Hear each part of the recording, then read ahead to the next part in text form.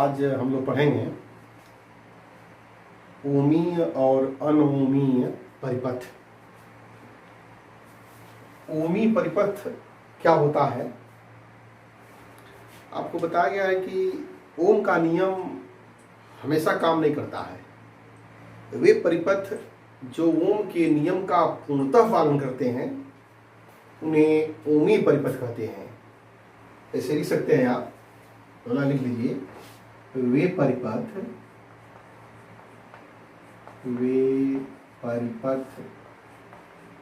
जो ओम के नियम का पूर्णतः पालन करते हैं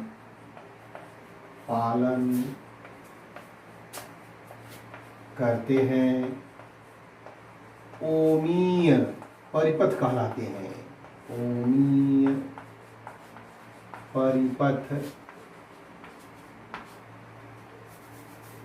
कहलाते हैं।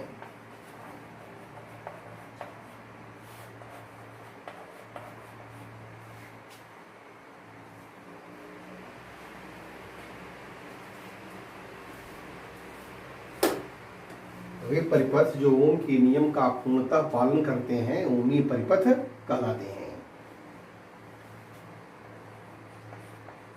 इस परिपथ में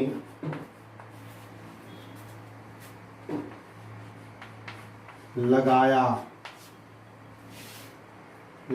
गया विभवांतर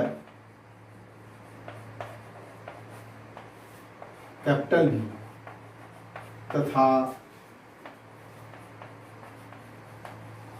परिपथ में बहने वाली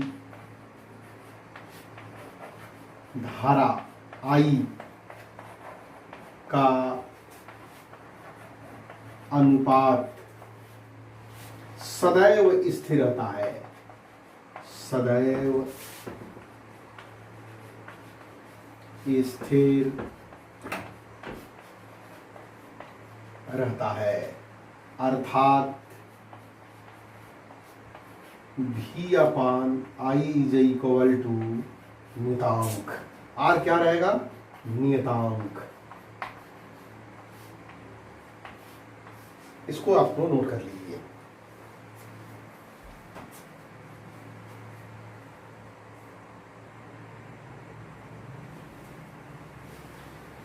आगे बढ़ते हैं। देखिए इसमें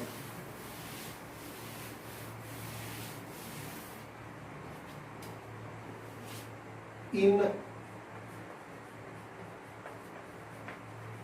परिपथों में भी व आई के बीच खींचा गया ग्राफ सरल रेखीय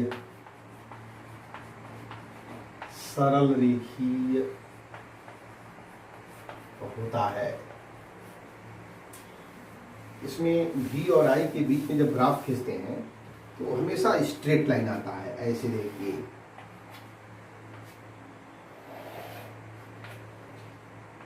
यह V है और इधर I है। V और I का ग्राफ स्ट्रेट लाइन आएगा, ऐसे स्ट्रेट लाइन।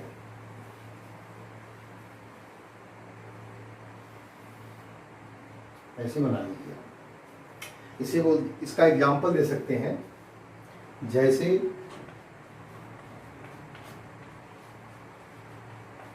तांबे का तार,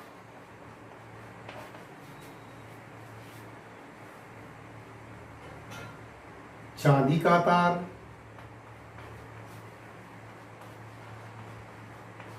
एल्यूमिनियम का तार।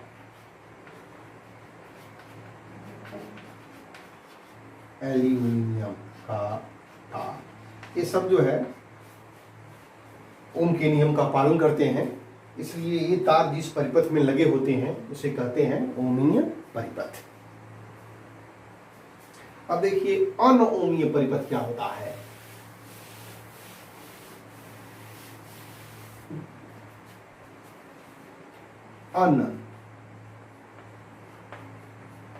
अनओमीय परिपथ, नॉन ओहमिक सर्किट।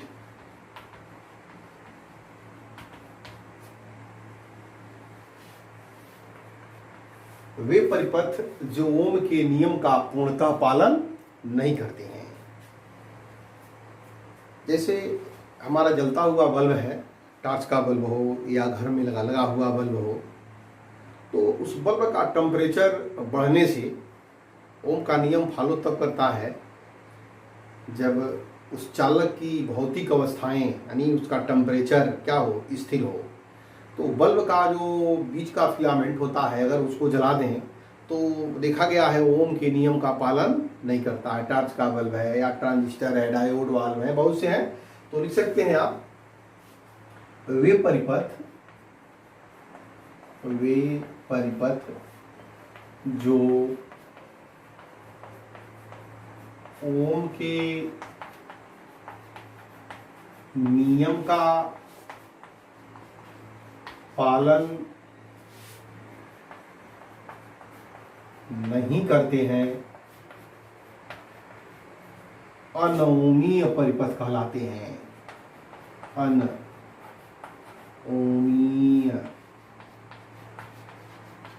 परिपथ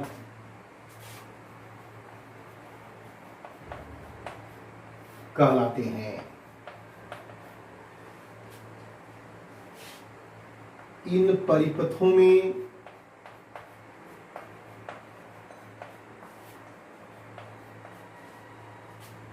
भी व आई का अनुपात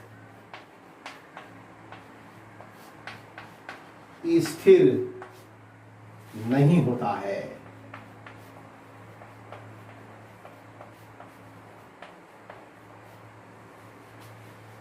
भी व आई के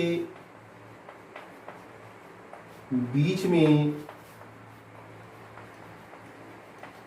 खींचा गया ग्राफ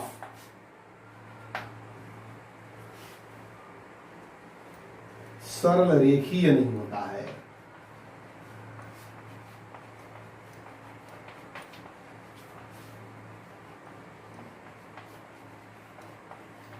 अभी क्या मेरा होता है, जिग जैग होता है।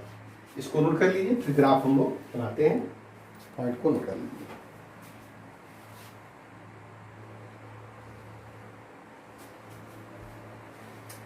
यहाँ ग्राफ बना दे रहे हैं, बना लीजिए। भी और आई के बीच में जो ग्राफ होता है वो ऐसे आता है।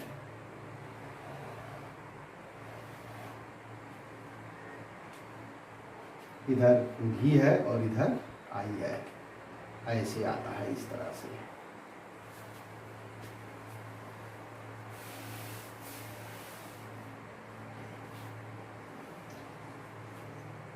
एक टॉर्च का बल्ब होता है, टॉर्च का बल्ब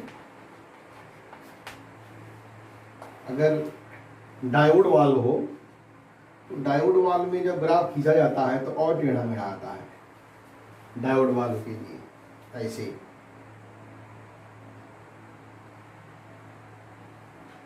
यह है डायोड वाल्व।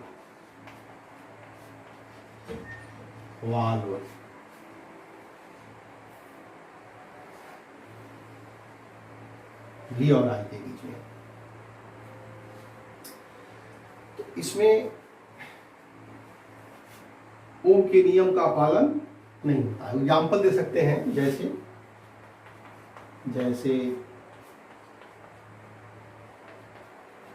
टॉर्च का बल्ब,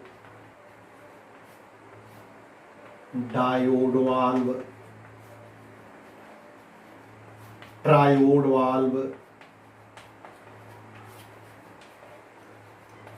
ट्रांजिस्टर,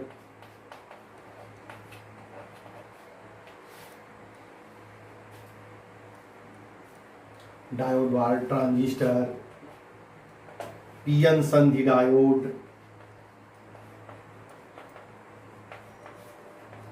ये सब इसके एग्जाम्पल्स हैं। ये जो है ओम के नियम का पालन नहीं करते हैं, इसको आप नोट कर लें।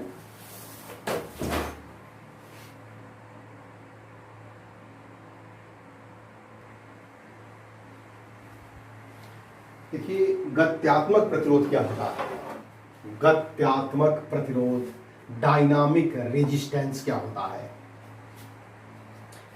डायनामिक रेजिस्टेंस का मतलब होता है कि वे परिपथ जो ओम के नियम का पालन जब नहीं करते हैं तो उनका प्रतिरोध हमेशा क्या रहता है? बदलता रहता है। तो उनके प्रतिरोध को, किसी क्षण में लिए गए प्रतिरोध को बोलते हैं, किसी खंड का प्रतिरोध को बोलते हैं गत्यात्मक प्रतिरोध। क्या होता है देखिए, पहले परिभाषा देख लीजिए, सेंटेंस में इसको कैसे एक्सप्लेन करेंगे। यदि किसी अनओमीय परिपथ के किसी खंड के विभवांतर भी में सूक्ष्म परिवर्तन डेल्टा भी करने से उसमें प्रवाहित धारा में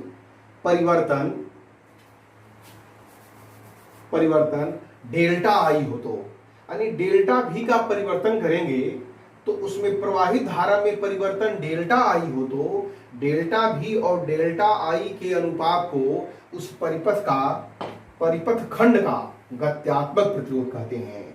ऐसे अगर निकालना हो हमें गत्यात्मक प्रतिरोध, ये भी है और ये आई है, और ऐसे मान लीजिए ग्राफ ऐसे आया है, इस तरह का ग्राफ है, ऐसे दिया हुआ है। कोई खंड ले, इसमें हम मान लीजिए खंड एक पॉइंट ए है और एक पॉइंट ए है, तो इसमें देखा जाए तो ऐसे अगर एक लाइन खींचा जाए इधर और यहाँ से एक परपेंडिकुलर लाइन ऐसे, तो ये कहलाएगा डेल्टा आई और ये कहलाएगा डेल्टा भी। अब डेल्टा आई और डेल्टा भी और डेल्टा आई का जो रेशियो है या जो है ऐसे मिला सकते हैं, यहाँ पर ऐसे इसको मिला सकते हैं, ऐसे ये दिया रहेगा इतना वोल्ट इतना वोल्ट। जो वोल्टेज को बढ़ा रहे हैं धारा क्या हो रही है? बढ़ रही है, लेकिन रेशियो हमेशा स्थिर नहीं आ रहा है। तो इस खंड के लिए बोलेंगे इसका गत्यात्मक प्रतिरोध। तो लिख सकते हैं आप गत्यात्मक डायनामिक रेजिस्टेंस प्रतिरोध, कैपिटल R बराबर डेल्टा भी अपान डेल्टा आई। ये बहुत सूक्ष्म क्षण क्या होता है, किसी खंड के लिए निकालते हैं, इसकी वैल्यू R बराबर डेल्टा भी अपान डेल्टा आई। इसको आप नोट कर लीजिए।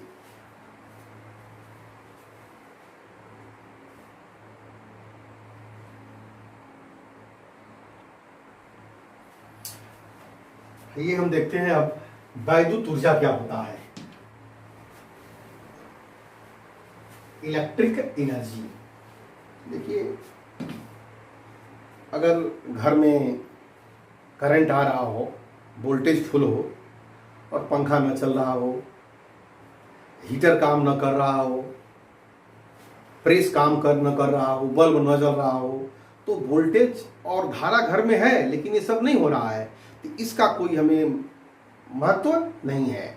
हमारा इंटरेस्ट वोल्टेज में नहीं होता है, हमारा इंटरेस्ट करंट में नहीं होता है। हमारा इंटरेस्ट होता है कि वो करंट और वोल्टेज मिलकर के हमारे फैन को घुमाए।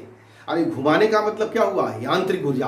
अरे विद्युत ऊर्जा यांत्रिक ऊर्जा में बदल जाए, विद्युत ऊर्जा बल्ब के अंदर आकर के प्रकाश ऊर्जा में बदल जाए, विद्युत ऊर्जा हीटर के अंदर घुस करके ऊष्मीय ऊर्जा में बदल जाए। हमारा इंटरेस्ट ये होता है। तो आज हम लोग पढ़ेंगे ये वैद्युत ऊर्जा कैसे बदलती है, किस तरह से बदलती है।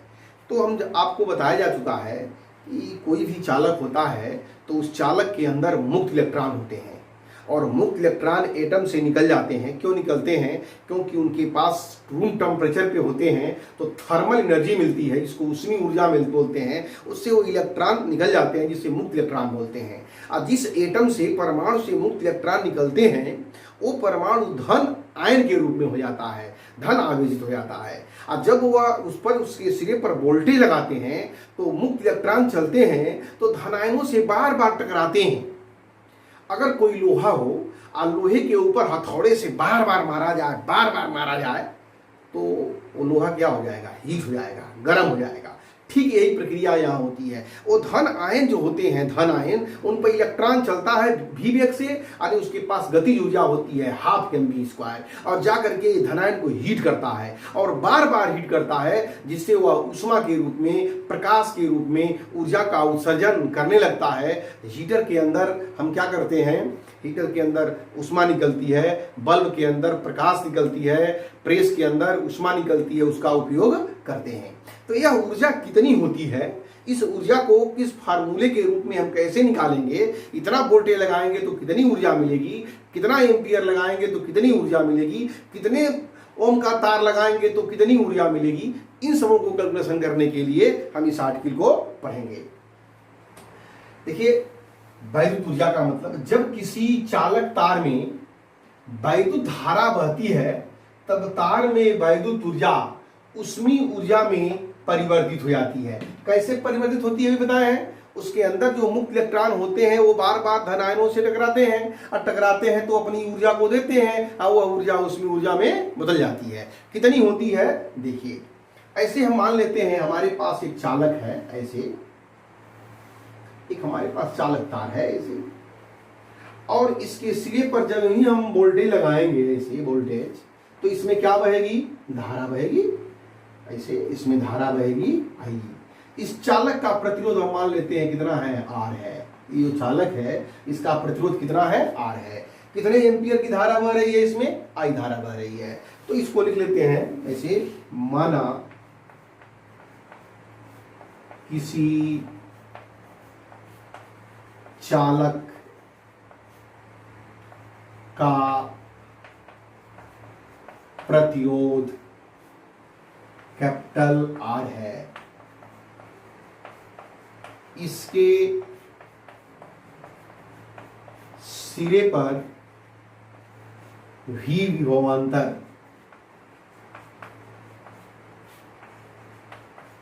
लगाने पर I धारा प्रवाहित होने लगती है। यदि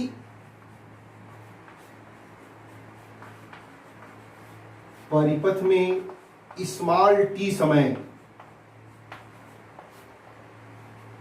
यदि परिपथ में स्मॉल t समय तक धारा प्रवाहित हो तो, इसे आप नोट कर लें,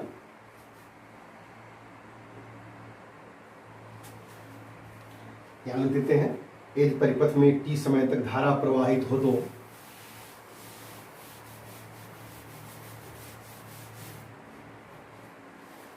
चालक तार में t सेकेंड में प्रवाहित आवेश, t सेकेंड में कितना आवेश प्रवाहित हुआ, Q बराबर IT, आप जानते हैं Q बराबर IT, क्योंकि धारा I बराबर आपको बताया गया है Q/T, तो यहां से हो जाएगा Q बराबर IT। अच्छा, अब देखिए,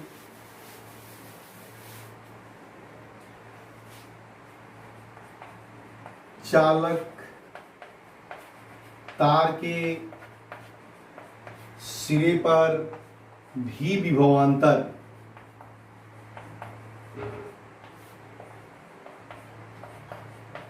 लगाकर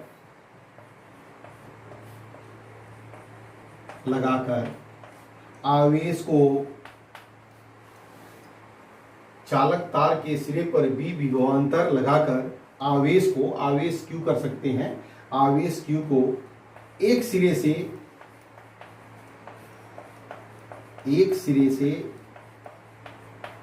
दूसरे सिरे तक ले जाने में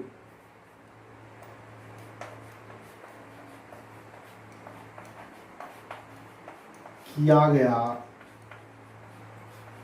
कार्य। धारा इधर अगर फ्लो करेगी इस साइड में तो मुक्त इलेक्ट्रॉन या आवेश इसके विपरीत दिशा में चलेंगे।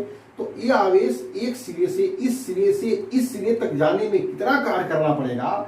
और याद करिए आपको किया गया कार्य W बराबर कितना होता है VQ। अगर आप भूल गए हो फार्मूला तो याद करिए, वैद्युत विभव या विभवांतर V बराबर आपको बताया गया है W/Q। इलेक्ट्रोस्टैटिक्स में बताया गया था पहले चैप्टर में कि वैद्युत विभव V बराबर होता है W/Q। एकांक आवेश को एक बिंदु से दूसरे बिंदु तक ले जाने में किया गया कार्य उन दोनों बिंदुओं के बीच का वैद्युत विभवांतर कहलाता है। तो V बराबर W/Q या W बराबर क्या हो जाएगा VQ, या W बराबर V और Q बराबर क्या है IT। तो लिख सकते हैं VIT, समीकरण नंबर 1। इतना कार्य करना पड़ा आवेश को एक बिंदु से दूसरे बिंदु तक ले जाने में। अब देखिए, अब इसको आगे बढ़ा रहे हैं। देखिए ओम के नियम से, ओम के नियम से, ओम का नियम कहता है V बराबर IR। तो W बराबर हो जाएगा V के जगह पर जब IR रखेंगे इस समीकरण में, समीकरण 1 में V के जगह पर क्या रखना है IR। तो पहले से I है, यहां लिख दे रहे हैं IR, और पहले से कितना है IT। तो यह हो जाएगा I²RT। यह हो गया समीकरण नंबर 2। इसको भी मिटा दे रहे हैं नीचे। ये समीकरण नंबर 1, समीकरण नंबर 2। अब देखिए ओम के नियम से ही परंतु लिख सकते हैं यहां पर, परंतु यहां पर देखिए I बराबर क्या हो जाएगा, I बराबर V/R। I बराबर V/R। I के जगह पर जब V/R रखेंगे तो W बराबर I² है, तो V²/R²। क्या लिखेंगे I² के जगह पर V²/R² इंटू RT। R से एक R कैंसिल, तो W बराबर V²/R इंटू T, समीकरण नंबर 3। इसको आप लोग नोट कर लें।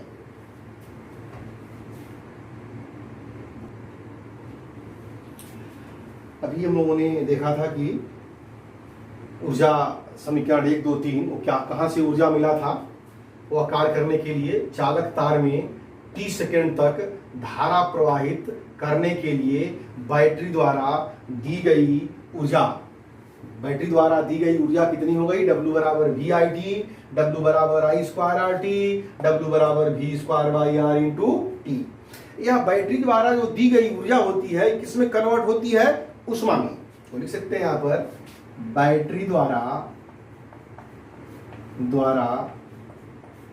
दी गई ऊर्जा उष्मा में बदल जाती है, बदल जाती है। अतः चालक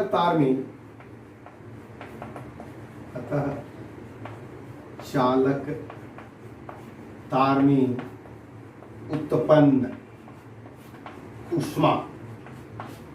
उष्मा को लिखते हैं H से। H बराबर W/4.2 कैलोरी।